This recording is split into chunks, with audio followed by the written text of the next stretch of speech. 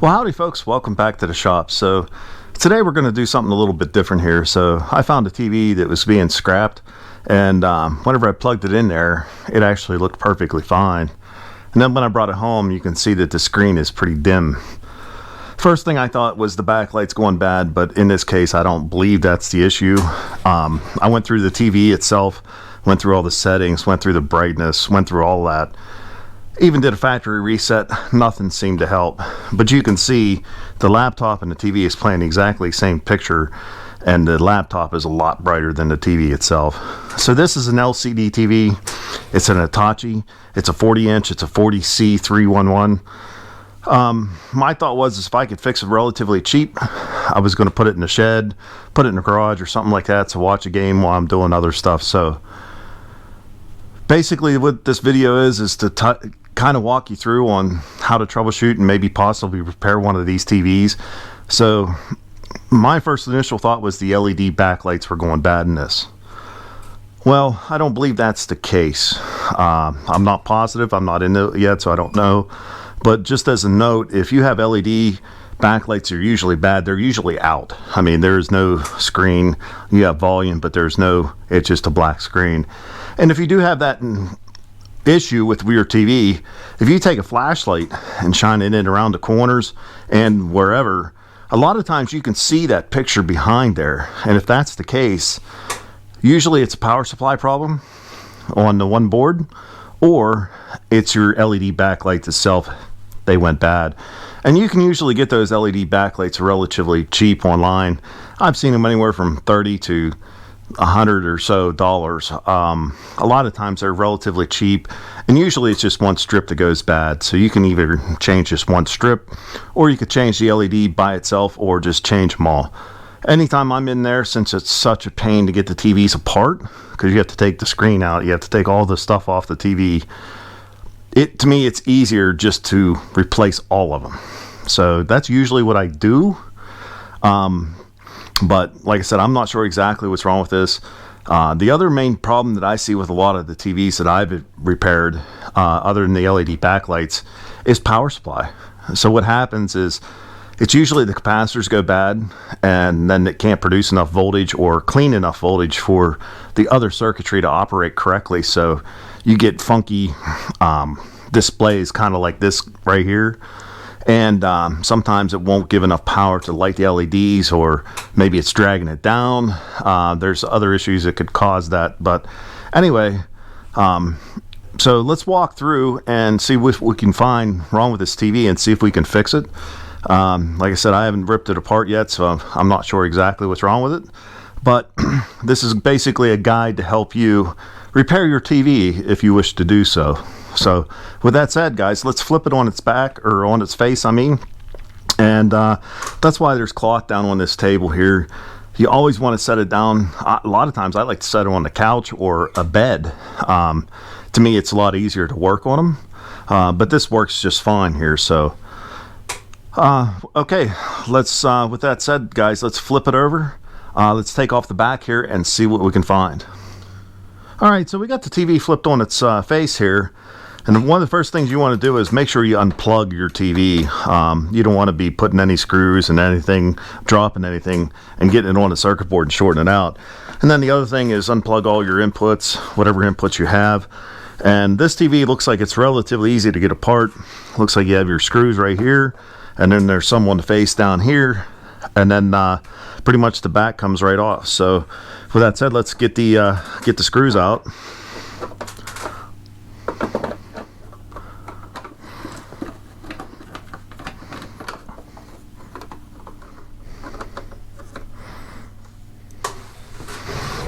So on a lot of other TVs, this is actually one of the easier ones I've noticed that I've worked on, is a lot of the other TVs, you have to kind of pry it and peel it the way around. But this TV here, it's just this back cover, which is kind of nice.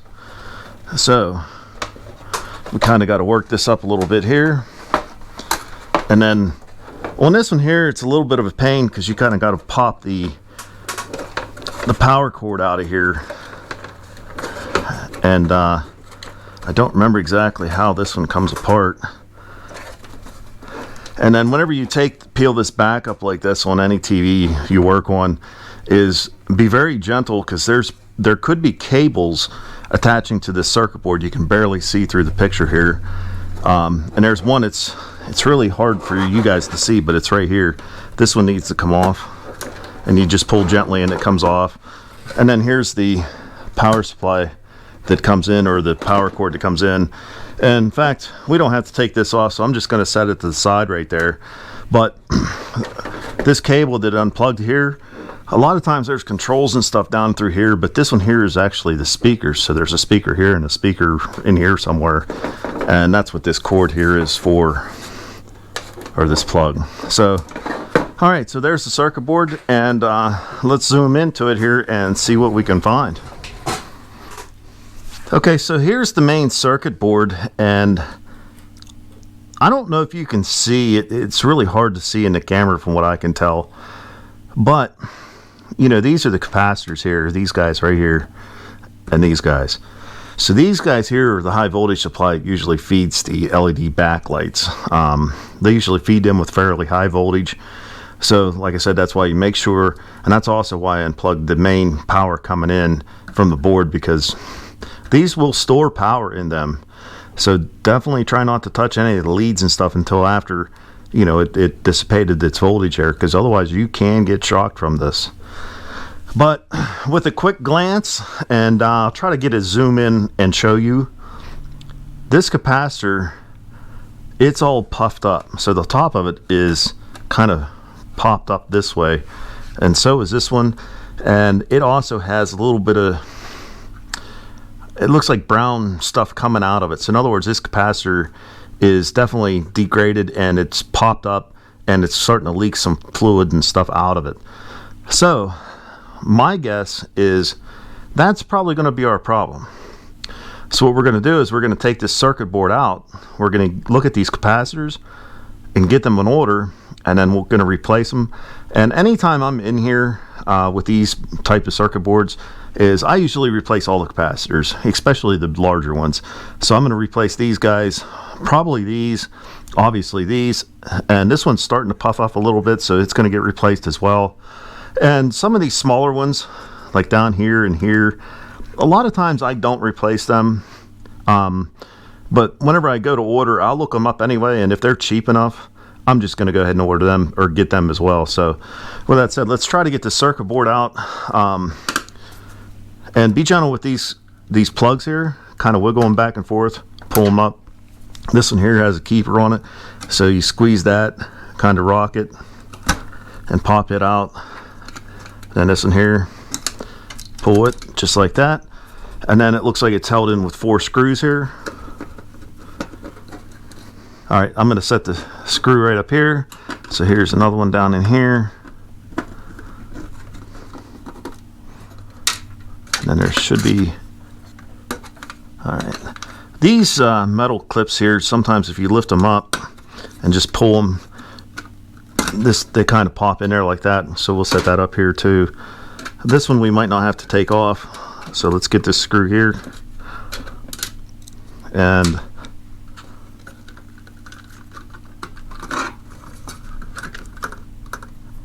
beautiful.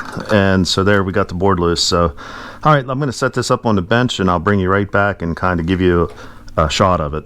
But I don't know if my camera was going to focus, but there's the two that I'm talking about. You can see that they're puffed up. Kind of. It's hard to see in the camera there, but anyway, I'm going to say this one here and this one here is our main culprit. All right, so let's get them ordered, and let's replace them and see if we fix the TV. All right, guys, so let's go ahead and start taking these capacitors out, and I'll show you how to read them off and then order them. So a good practice is, if you don't want to take these out right now, is you can mark down what location they are. A lot of times on the boards, they will tell you where they are. Like this one looks like it says PEC8, so that's that capacitor. Usually they're just C, but it looks like they're PC22 and PC23. This guy over here is, looks like it's C, 1053. So you can write down these locations. Honestly, what the easiest thing for me to do is take a picture of them. I mean, that's the easiest way to keep track of them. Or just look on the side of them, read off their values, make a list, order the capacitors, and then as you're taking them out, just put them right back in. So that's what I already did. So that's these two capacitors here. These are 82 microfarad at 80 volt. I had a hard time finding the 80 volt ones, but I found 82 microfarad at 100 volt. So if these are 80 volt, it's okay to go higher in voltage. The biggest thing you got to be concerned with, though, is making sure the capacitor is not going to be too tall. You don't want to hit the cover of your TV there and cause other problems. So I don't know if you saw, but these are 78 cents each. So right there's not even $2 in capacitors just to replace, and hopefully it'll fix it. So this isn't very big expense to do this. So I usually order a lot of my capacitors from a few different places. Sometimes it's DigiKey, sometimes it's Newark, sometimes it's Mauser, but any electronic supplier will have these capacitors, and like I said, they're not very expensive.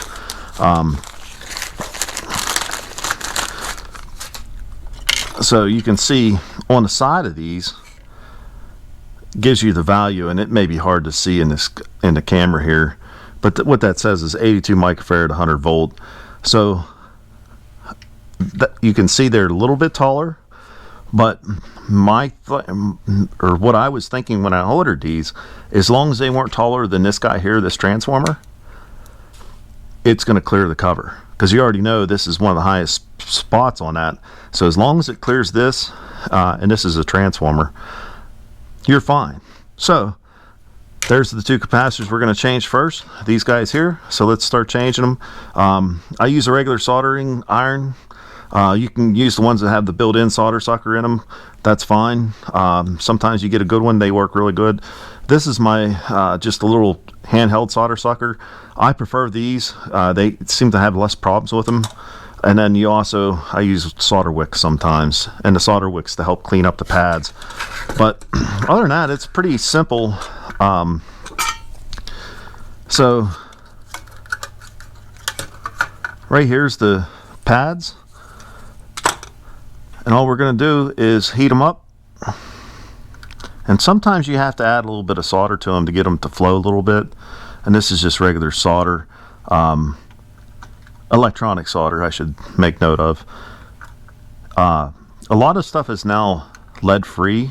I believe that's what this lead is, or this solder is. It's a little piece I had left over from something else, and there, it's starting to wick into it.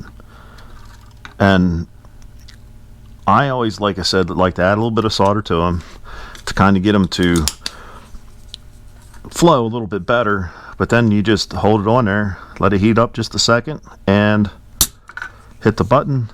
And I don't know if you can see that, but it sucked all the solder around that capacitor, or that pin. And then do the same thing with this guy.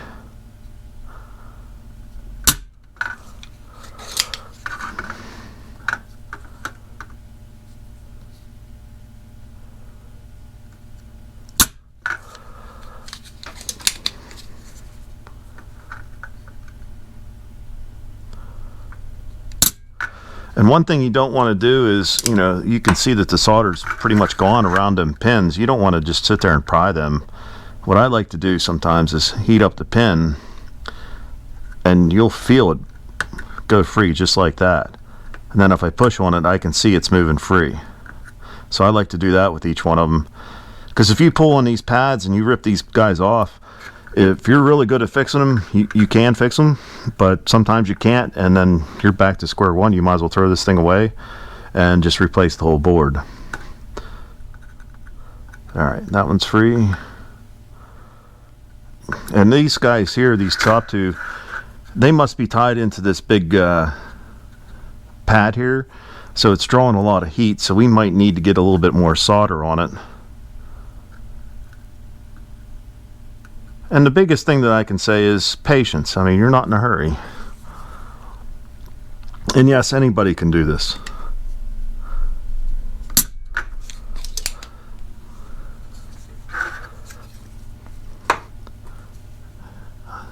I'm going to turn my temperature up on my iron a little bit because it's still not getting the solder free from all the way down around. Hold on there just a little bit there, and alright, so that one I can see it came free. I'm going to heat it up. And that capacitor is free, so you can feel it. Alright, so and this brings me to another point. You can see how the capacitor is free, but you see this line here on there. Well, this capacitor here also has that line, so make sure that you put them in the same way. And what that is it's polarity, so that's the negative side. And a lot of times the circuit board is marked with the white on the bottom. Usually that indicates that that's the negative side, or where this line head lines up to. So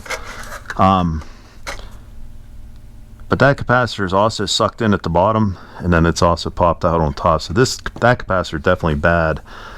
So let's get the other one out.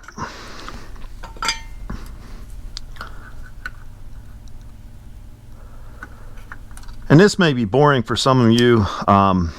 You can skip ahead if you like.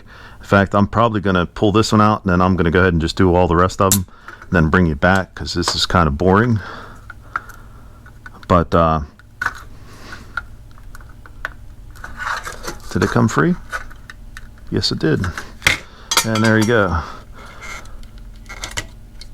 Alright, so that capacitor's out, and we didn't ruin any of the pads there. So you can see there's a little bit, it might be hard to see in the camera, but there's a little bit of residue underneath that, and what it looks like is that capacitor was leaking. Yeah, in fact it was, because here you can see it there. So what you can use is flux remover to help clean that up. If you don't have flux remover, you can use alcohol. One of the things that I like to use, whether it's right or wrong, is brake cleaner. Brake cleaner works really good to remove the flux and cleans the board real nice. So there you go. Alright, so let's go ahead and put these two capacitors in here.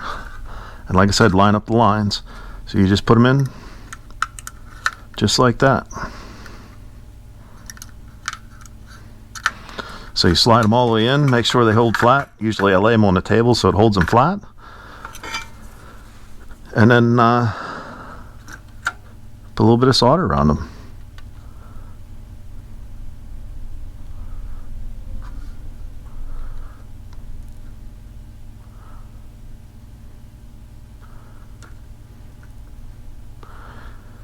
Normally you don't hold the iron on as long as I am here.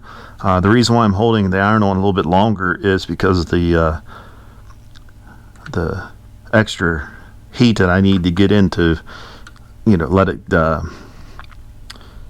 wick to those pads, because those pads are sucking the heat off.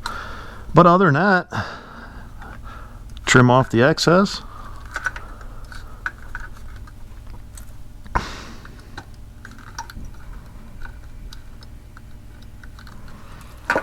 And that's pretty much it. Usually I like to use a little bit of cleaner. Do the same thing. A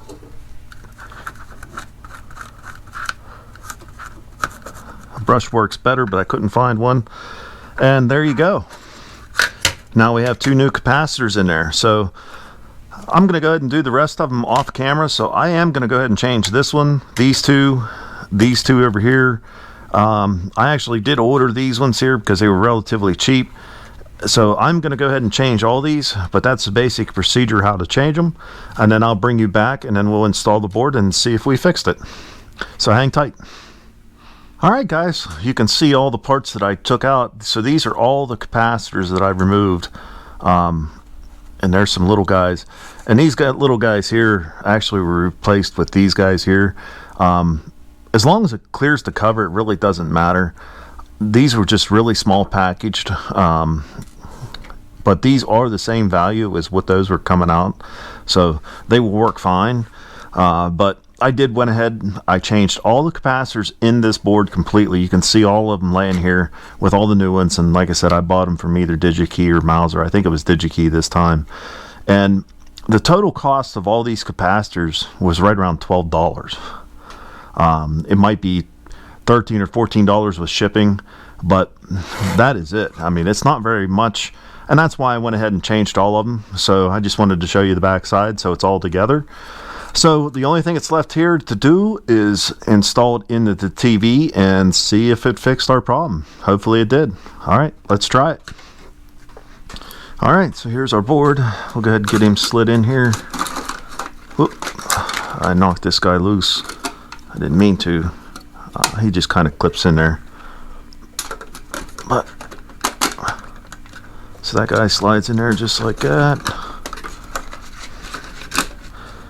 And you could, if you wanted to, stop right here and just plug everything in and make sure it works.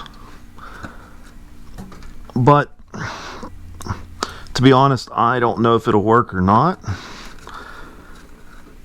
But if it doesn't, I don't know if I'll replace the board or not. Or I may just take it and get rid of it. Alright, we'll slide this guy in here. This is kind of weird how this works. You kind of push this little tab down, then it clips in. Same thing with that one. So now let's hook up the cables, all the cables here.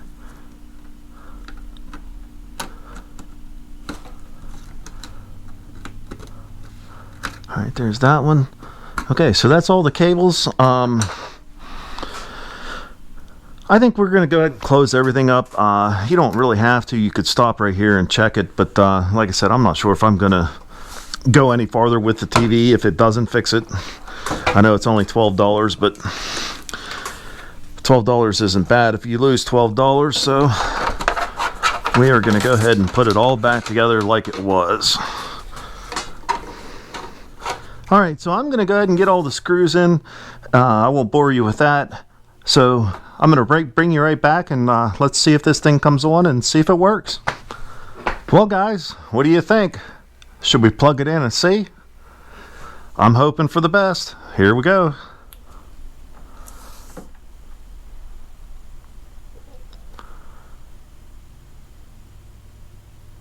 Alright, what's it look like? Let me step around here and look at this. And look at that. The brightness is completely different than what it was before. Now, I didn't go in and adjust any of the color settings yet. But from what I can tell, already, that looks like it was the problem. Because you can see that the color is a lot better. It's a lot brighter. And everything seems to be working fine now. So with that said, guys, so keep that in mind. Alright, I spent about $13 in capacitors, then replaced them on that board, and it appears to fix this unit here. And you know, you can do this. It's not very hard. You just need a decent soldering iron. Solder wick is kind of nice to use to help clean off the pads and stuff. You can get those capacitors from DigiKey, Mauser, Newark, any of those main suppliers that are online. But I, use that solder sucker. That's what I prefer to use. And you can see, even unsoldering those and putting, soldering them in really isn't that difficult. So basically the way I look at it is, I got a $13 TV. It took me a little bit of time to troubleshoot it, order the parts, get the parts here, get it shipped here and fix this. So I may have maybe an hour and a half into it because I kind of took my time doing it. But either way, this is great. I mean, this is a free TV or relatively cheap TV. So again, keep in mind you can do this yourself at home. So with that said, guys, please hit that like and subscribe button if you can. And until next time, take care.